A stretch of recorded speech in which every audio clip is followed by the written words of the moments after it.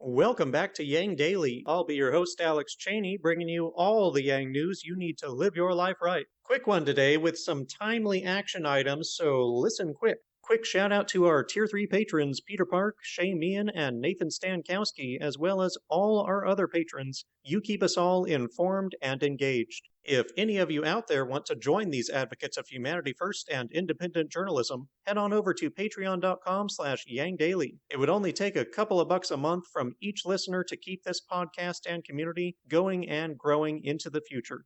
Now on to the news. The Senate has voted and reconciliation on the relief package is moving forward. The vote was straight party line with all Republicans voting against. There are still many more steps to go, most of which will be a period of amendment proposals. McConnell is right back to his hypocrisy. After saying he was happy that Trump would be impeached again, he voted with the 45 GOP senators who attempted to throw out the impeachment trial, and now he's criticizing Democrats for using reconciliation to get the relief package through after he used it to get Trump's tax cuts through. If Republicans in Congress were not dead set on running the economy into the ground with horribly insufficient stimulus, Democrats wouldn't have to use reconciliation, and the relief checks function mostly as a tax cut, which he claims to be all about, yet opposes in action.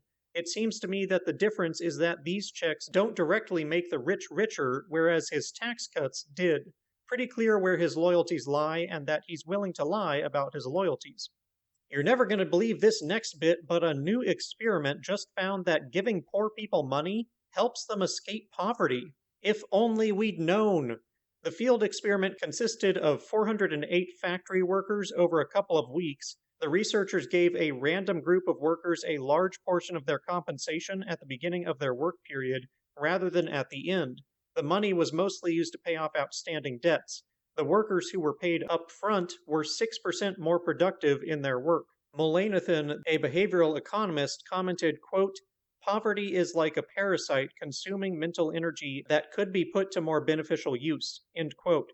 NPR speculates that giving poor people cash without conditions could do a lot to help them earn more cash on their own.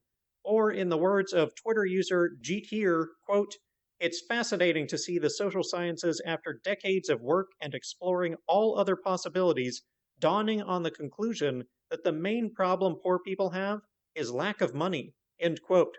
Just one more piece of evidence to stuff in the bookmarks, gang, and thanks to our own patron, Nathan, for tipping me off to this article. The Media Arts Network of Ontario hosted 2 full-day panels inviting 20 artists from across Canada to testify to a group of sector experts about the struggle of meeting basic needs as an artist and the benefits a basic income would provide them. Many spoke of being unable to work in-person gigs due to being immunocompromised. Others shared how they are prevented from earning more by conditional welfare cliffs. Several said a UBI would free artists from working with abusive or exploitative institutions. Another artist shared the difficulty in starting an art career.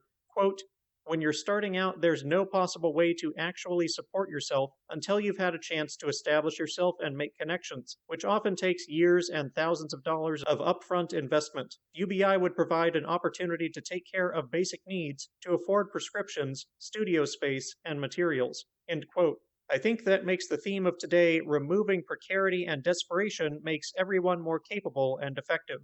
I'm a bit late on this next one, but Amy Schumer, Ava Longoria, and Girls Who Code CEO Reshma Saujani, and 47 other female celebrities, business leaders, and activists have signed a letter to Biden and posted it in the New York Times, asking that he develop a pandemic relief plan for mothers to compensate them for at-home work and pass policies for parental leave, affordable childcare, a caregiving czar, and pay equity. They call it the Marshall Plan for Moms. It cites the statistics of more than 2 million women who have left the workforce and millions of others who have had to work fewer hours or must work around the clock to stay employed and be full-time caregivers. In September, the rate of women leaving the workforce was 4 times higher than the rate for men. Reshma says, quote, "When they budget for schools to close, there's no accounting for the impact on moms, the family wages lost, the months of career advancement foregone, the barriers to re-entering the workforce after women have been forced to leave it. The labor participation of mothers is what it was in the 1980s. It took us 9 months to lose almost 30 years of progress." End quote. It will be no surprise to this audience as Yang drilled that message home on the campaign trail. Mothers are perhaps the most overlooked unpaid workers in society, though certainly not the only. So here's the kicker. They're asking for a means-tested $2,400 monthly check from the federal government. In other words, a basic income. It's unclear whether it would be for just during the pandemic or in perpetuity. Obviously, I'd prefer we drop the targeting altogether and provide it to everyone, but if this avenue provides enough sympathy to get a basic income in place for one major group in society, I certainly would not complain. Keep that up, and eventually unconditional cash will be accepted, and it will make sense to simply close the gaps and cover everyone with a single UBI. And finally, I'm also late on this unfortunately, got lost in the shuffle. Income Movement is promoting an in-person delivery of the Change.org petition for UBI, which now has over 2 million signatures as a past due invoice to senators across the country.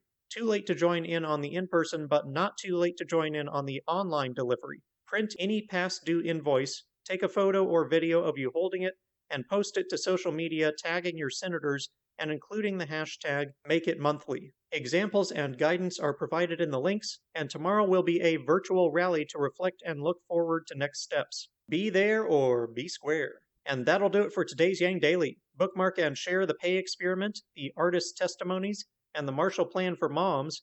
Join in the invoice campaign and rally. Flood Congress with calls, tweets, faxes, and letters using the Resist bot or Income Movement easy contacts below. If you need help, consult Humanity Forward, the Income Movement Aid Database, the Mission Asset Fund, or United Way, and don't forget to Yang Daily.